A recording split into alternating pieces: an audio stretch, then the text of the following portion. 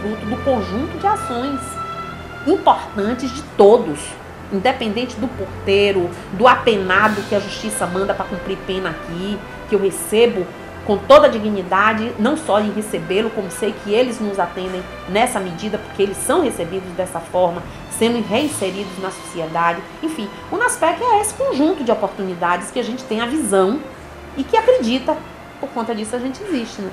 O voluntário do NASPEC, ele é uma pessoa que está aqui para se doar, mas ele também está aqui para receber muito, porque a gente recebe muita coisa do NASPEC. A gente recebe experiência, a gente recebe aprendizado de vida, inclusive. Eu costumo dizer que isso aqui é uma escola de vida para mim. Desde que eu entrei aqui, foi aqui que eu me vi como profissional de verdade. Foi aqui que eu consegui ver realmente na prática a importância do meu papel. Foi aqui que eu consegui encontrar uma equipe interdisciplinar que funciona na prática, que vai além dos livros, né? A gente lê muito nos livros, que é importante que a equipe tenha uma boa comunicação, que a equipe troque sempre, mas na prática é difícil encontrar isso. E no NASPEC, isso eu vi logo de início.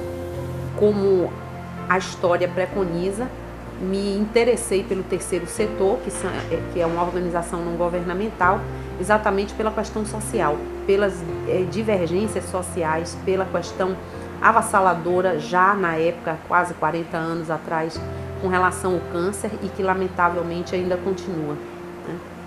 E por saber que com certeza todos nós temos uma contribuição a dar, alguma coisa a oferecer às pessoas, né? E o câncer surgiu porque já na época era uma doença discriminada, era uma doença que tinha uma síndrome, um preconceito muito grande, como ainda tem, mas antes era muito pior. E isso com certeza me atraiu para que eu tentasse fazer alguma coisa. O NASPEC tem uma das arestas do NASPEC é exatamente fazer um trabalho em cima do diagnóstico precoce. Por quê? Porque não existe como você prevenir câncer. Câncer, infelizmente, não tem prevenção. Tem sim, diagnóstico precoce, que é descobrir cedo para tratar. Existem meios de diminuir a sua chance de ter câncer e meios de aumentar a sua chance de ter câncer. Mas de prevenção, já está mais do que comprovado que não. Porque os grandes causadores dos cânceres, quais são? Câncer de língua, câncer de mandíbula, câncer de face, câncer cerebral, que deu um AVC, que envolve fala, que envolve erudição. A gente trabalha com respiração, a gente trabalha com fonação, a gente trabalha com a deglutição. Pacientes que não conseguem mais engolir pela boca. Teve um câncer de língua, teve que tirar e colocou uma gastro ou uma sonda. A gente tenta fazer com que esse paciente volte a se alimentar pela boca, ou então que tenha uma manobra, ou então se ele não fala melhor por conta da laringe, câncer de laringe mesmo, que é o mais comum. O paciente fica com a voz muito rouca. O que acontece? A gente faz exercícios vocais para que ele volte a ter uma voz melhor. O hormônio feminino, né, é o maior causador do câncer de mama. A gente já nasce com ele, não tem como a gente prevenir. No caso do câncer de próstata, que é o maior causador de câncer dos homens, qual é o maior câncer dos homens? É de próstata. O maior causador também são os hormônios masculinos. Então não tem como ele prevenir isso, ele já nasce com ele. Existem essas formas de você descobrir cedo, isso sim. Há 23 anos eu tive o primeiro câncer que me facultou a condição de conhecer melhor sobre a doença, inclusive passando pela própria doença, né? Que eu cuido e cuidava de pessoas com câncer e passei a continuar a cuidar de pessoas com câncer e eu própria também, passando pela doença e conhecendo nuances do câncer que só quem realmente passa tem o conhecimento, né? A reação é assustadora, né? A palavra câncer já tem aquele estigma de câncer, então tem pessoas até que nem pronuncia esse nome, até de pronunciar tem medo, não é? No primeiro momento foi assim, uma bomba, né? Foi um choque, na verdade. Eu não imaginava que eu fosse ter um câncer, que eu pudesse vir. Aliás, eu não imaginava nem que eu fosse morrer, porque as pessoas falam de morte, mas as pessoas não se acham na condição de um ser mortal. Você só se enquadra como um ser mortal quando você tem uma patologia crônica, quando você é despertado por uma situação de iminência de morte, né? Então foi aí que eu descobri que o tempo é curto, é valioso, é precioso, a vida é bela e que tudo pode ser feito. Tudo. Basta a gente querer e trabalhar muito. No caso do NASPEC, todos os pacientes aqui são do interior, né? Então, quando ele chega aqui, ele se sente perdido. E ao mesmo tempo que ele chega perdido, no instante ele se acha. Porque ele em casa, no seu interior, ele é o paciente único, ele é a pessoa única com aquele problema. No interior ainda tem o estigma do câncer. Quando ele chega aqui, ele vê uma realidade exatamente igual a dele. Todos os que estão aqui são iguais a ele. Então ele começa a se sentir aconchegado. Aquela sensação de abandono de tudo que ele chegou, na hora que ele vê em volta, ele vê que todo mundo ali é igual a ele. As enfermeiras aqui são muito boas. Trata a gente muito bem. Aqui no grupo temos mais uma técnica e um grupo de estagiárias que fazem aqui no NASPEC o trabalho solidário e voluntário. O que a gente faz aqui? A gente presta serviço à comunidade que vem do interior, a gente dá apoio, cuidado, carinho, os cuidados paliativos. Essas pessoas muitas vezes se deslocam, não têm onde ficar. A gente oferece abrigo, alimentação, os remédios e com isso as pessoas saem daqui com cirurgias marcadas, retornam já para fazer cirurgia, então já retornam para suas casas melhores, uns curados e outros não, dependendo do grau de quando foi descoberto o câncer. A gente escolheu fazer esse trabalho voluntário por amor, porque a gente acha que cada um tem que dar um pedacinho do seu tempo, uma cota de você, porque não é só recebendo, não é só visando o lucro, você também tem que visar o bem-estar das pessoas que não têm direito e nem chance de pagar. O NASPEC é uma grande história de amor, é uma grande história de luta. O NASPEC é o testemunho vivo de que pessoas que não têm posses, que não têm grandes apoios, podem sim fazer muito por um estado inteiro, que é o que nós fazemos, dando assistência a pacientes carentes com câncer dos 416 municípios baianos. Na realidade, o trabalho de enfermagem é um trabalho de contato direto com o paciente, né? É exatamente suprir essa necessidade daquela pessoa, da sua família.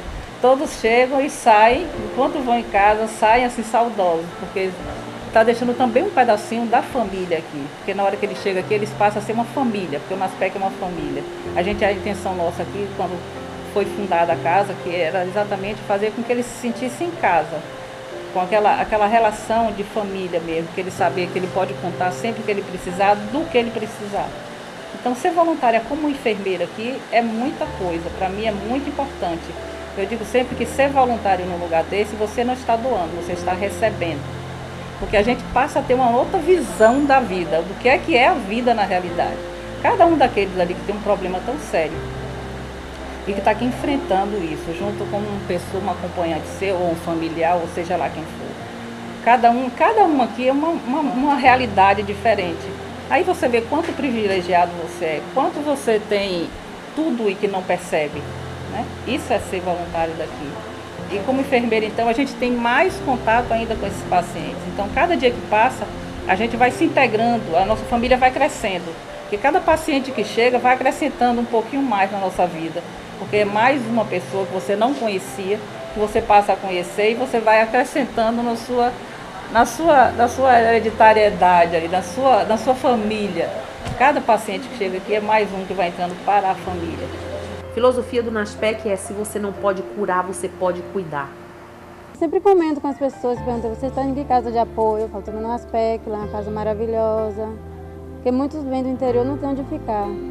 Aí eu sempre me falando, as pessoas me perguntam, que aqui é maravilhoso. O trabalho no NASPEC é um trabalho voluntário. Nós, ao longo dos anos, justamente por procurar profissionalizar o terceiro setor, que é uma coisa importante, o amor só não basta, o amor tem que vir acompanhado de conhecimento, o amor tem que vir acompanhado de interesse, de crescimento, de acréscimo.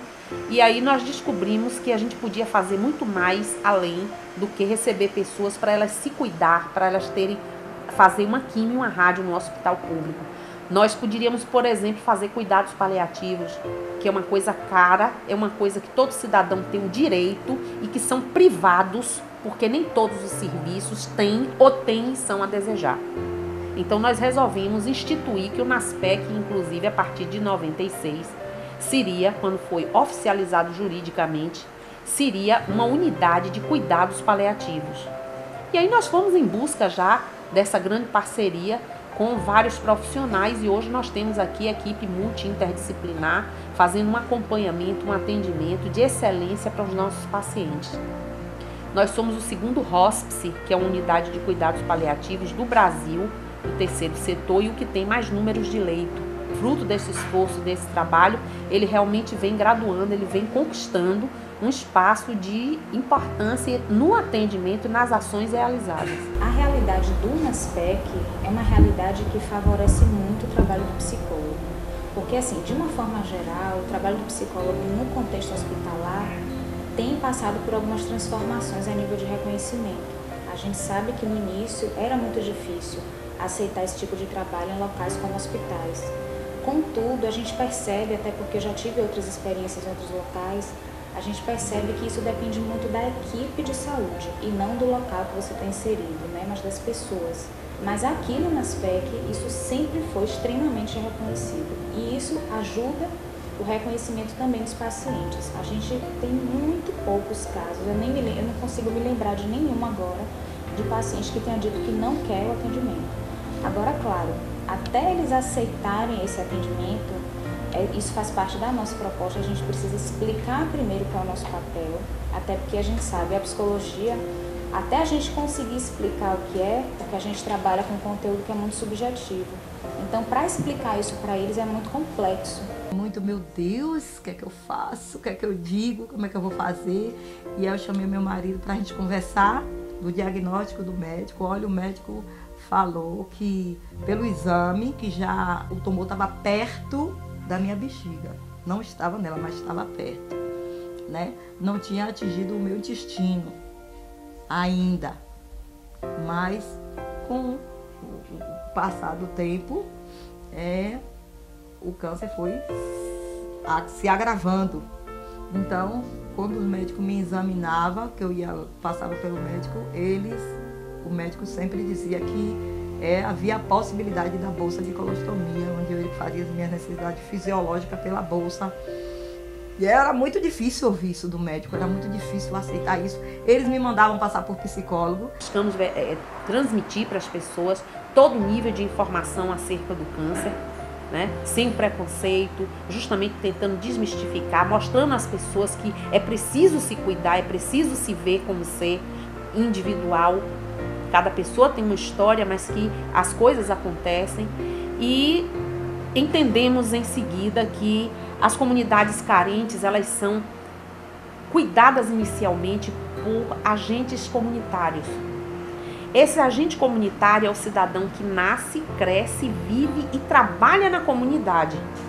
Então, há alguns anos, desde 98 para cá, nós investimos em capacitar todos os agentes comunitários da Bahia para que esse agente tenha uma visão diferente sobre câncer, que tenha uma visão melhor a respeito da doença e das patologias crônicas e leve mais precocemente esse munícipe, esse cidadão do qual ele cuida, para uma unidade de cuidado e tratamento do câncer. Uma coisa realmente que vai te trazer saúde, porque hoje o que a senhora tem que procurar é saúde. Aí, hoje ela consegue atender, a gente atende ela tranquilamente, mas em si, o paciente em si, ele tem um recebimento nosso tranquilamente pela nutrição. Eles, pelo contrário, às vezes ele corre atrás da gente: oi, a senhora é nutricionista, e aí eu quero me pesar, eu quero que a senhora me avalie, eu quero saber, e fica muito preocupada com peso. Muito. Às vezes, hoje mesmo, umas 3 porque queria que eu pesasse. Eles estavam preocupadas porque elas estavam achando um pouco acima do peso.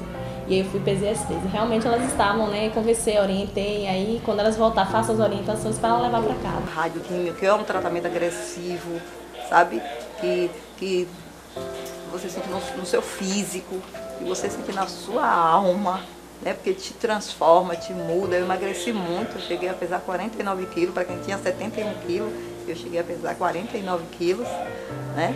Então o tratamento, eu tinha muito enjoo, eu vomitava muito, eu comia muito pouco, coisas que eu queria comer, eu não podia comer. Então tudo isso era muito difícil você lidar, e você lidar também com a situação da sua família sofrendo junto com você. A gente tem, não sei se ela falou, nós temos a fé em Deus, entendeu? Em Jesus, e a gente ficou junto, começou a conversar, e aí no momento começou a pensar como é que seria para falar com os filhos, como é que se ia fazer. Mas depois as coisas foi muito difícil, né? Mas depois foi passando, a gente foi se acostumando. A gente pensa, a gente vê acontecendo tanta coisa ruim com as pessoas na rua, a gente pensa que nunca vai acontecer com a gente. E quando a gente tem uma situação assim perto, a gente fica meio que não acreditando, né? Meio que não... Parece que não tá acontecendo aquilo ali. Aí não cai a ficha, né?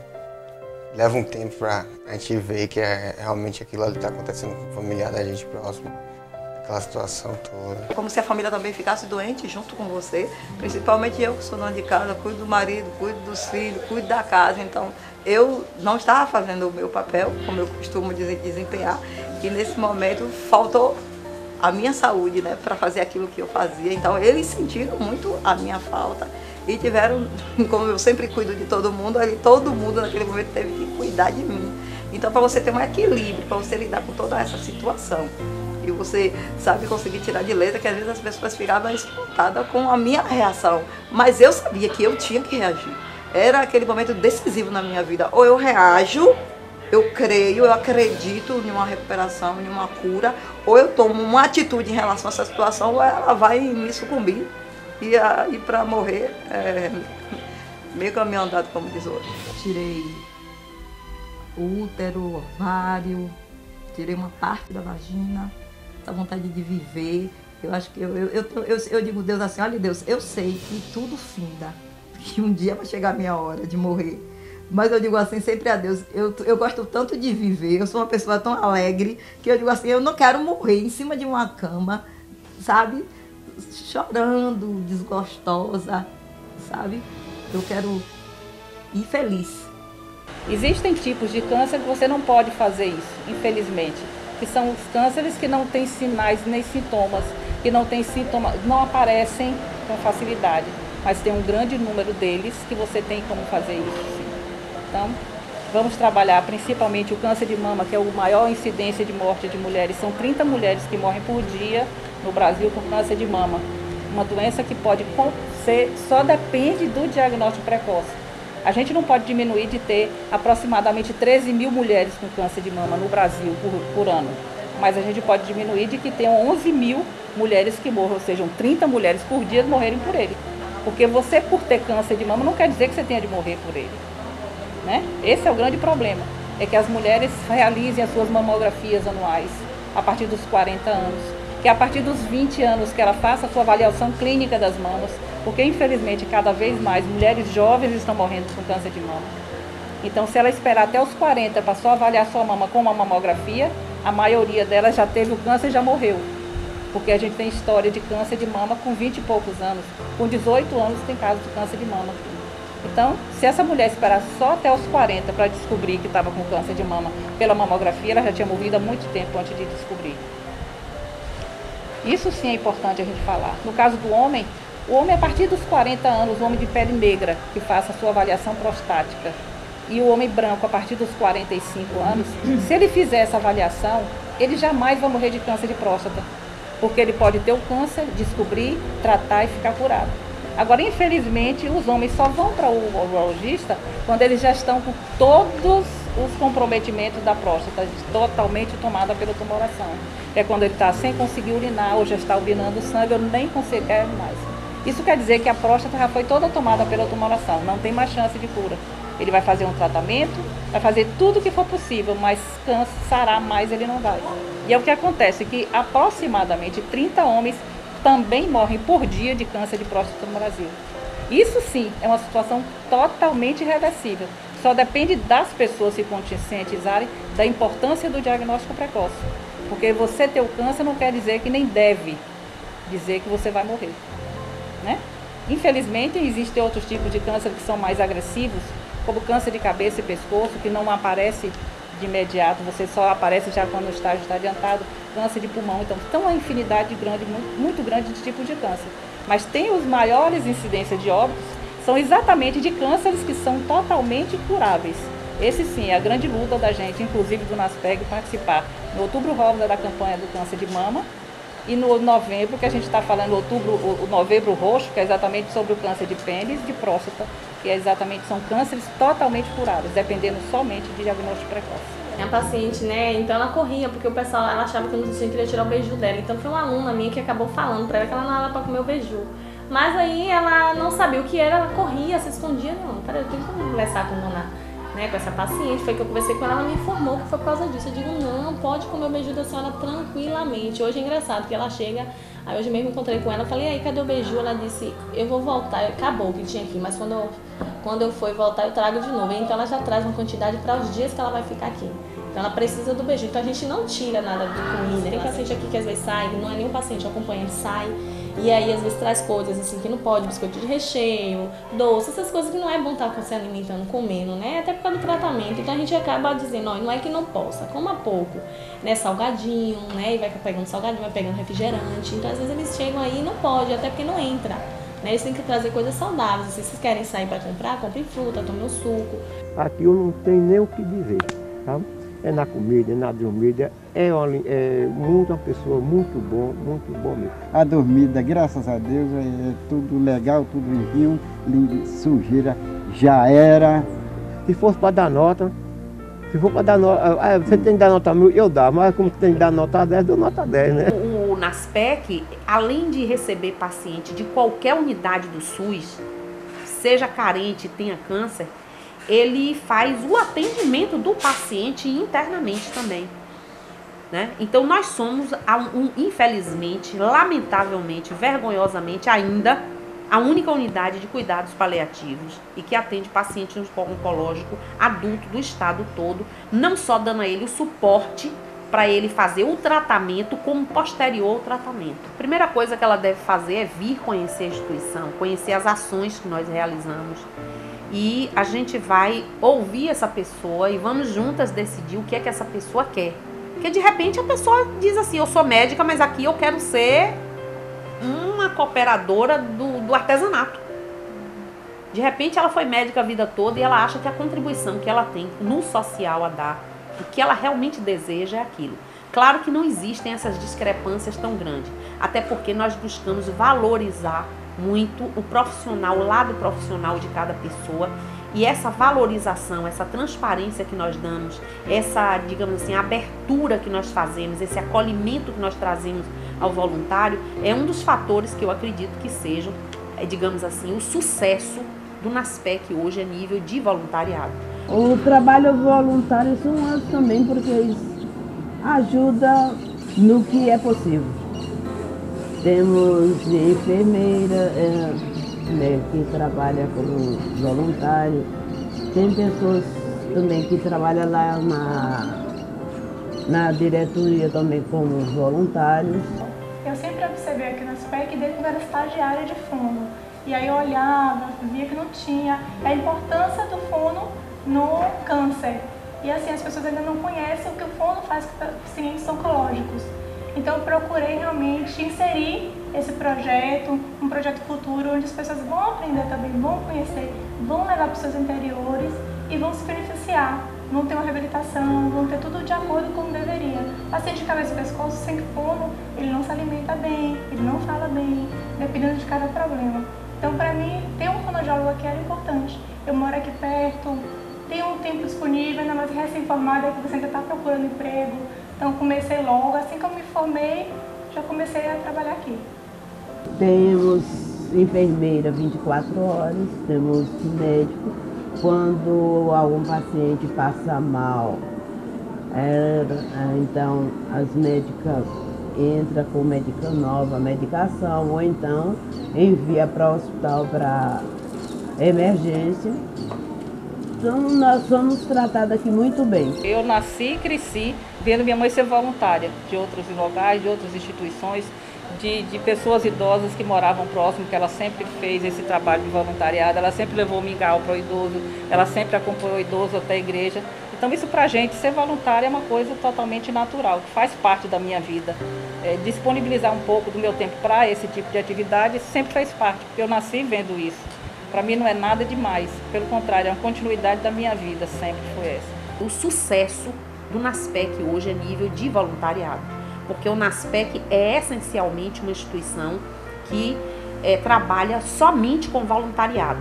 São 9 médicos, são 12 enfermeiras, são 14 assistentes sociais, 5 fonoaudiólogos, 6 fisioterapeutas. Isso não existe numa rede privada para um paciente.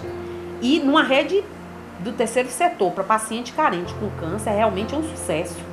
Você manter tudo isso, fora uma gama, são quase 400 voluntários que estão mais diretamente ou indiretamente cuidando dos interesses da instituição. Cada um à sua forma, cada um ao seu tempo, dentro da sua condição e do seu conhecimento. Então, eu diria que o NASPEC, sim, é um case de sucesso no que diz respeito à valorização, à manutenção do voluntariado e esse trabalho que a gente faz aqui com eles. Todo mundo acolhe a gente muito bem, todo mundo é amigo de todo mundo. Aqui eu gostei, foi muito bem tratado, a gente é muito bem tratado aqui. O NASPEC acrescentou tanto na minha vida quanto da minha família, eu acho que creio na vida de todo mundo que trabalha aqui, um espírito de solidariedade, de generosidade, de apoio fraternal. E é uma família, um abraça o outro, um ajuda o outro. Eu acho que todo mundo tem que dar a sua parte, fazer a sua parte. Sim. Importante, se todo mundo fizesse um pedacinho, não precisa muito não, um pouquinho. Tem tanta gente aí que é aposentada, diz que não tem o que fazer, fica deprimida em casa, venha para um lugar desse aqui.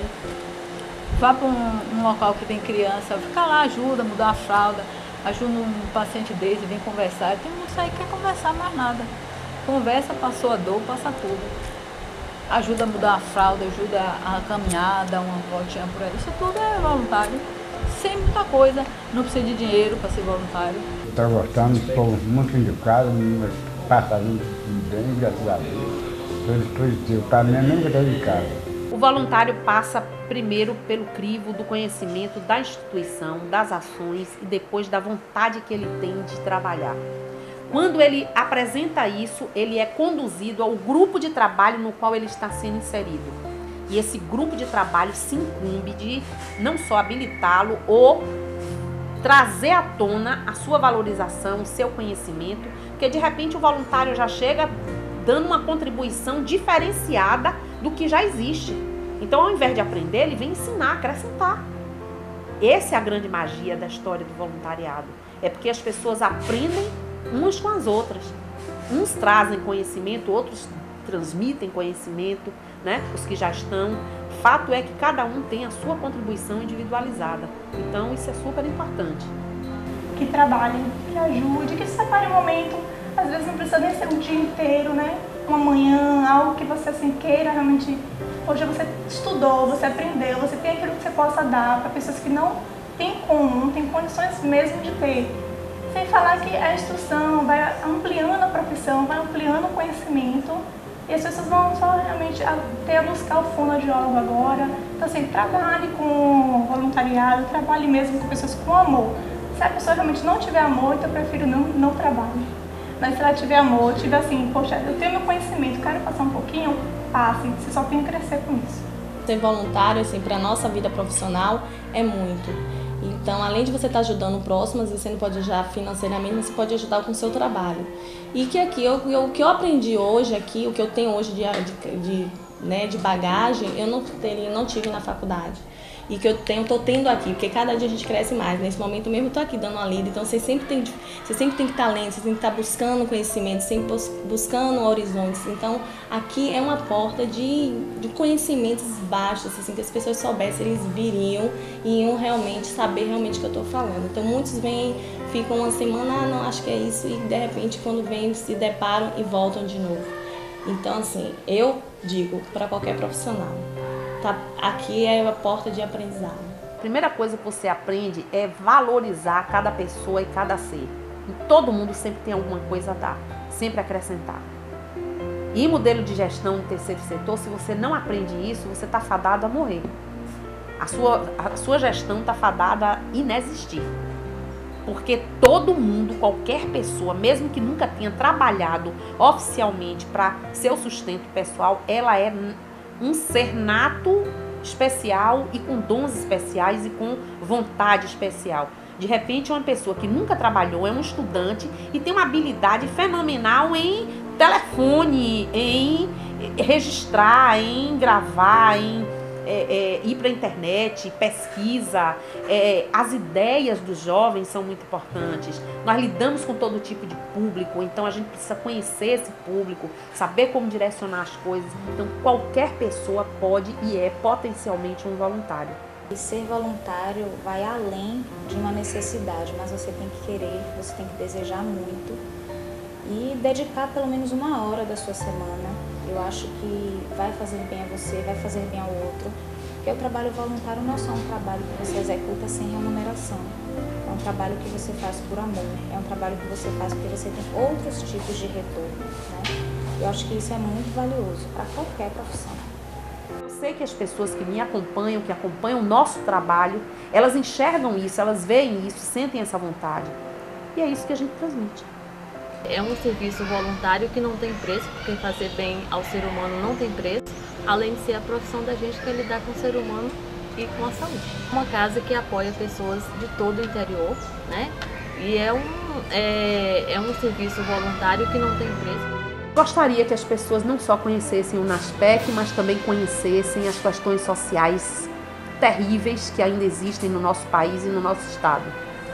Eu gostaria de dizer aos jovens que tudo é possível sim, na medida e no limite de cada um, mas o seu 100% seu certamente será o percentual de que alguém precisa. Então, é buscar, consegue.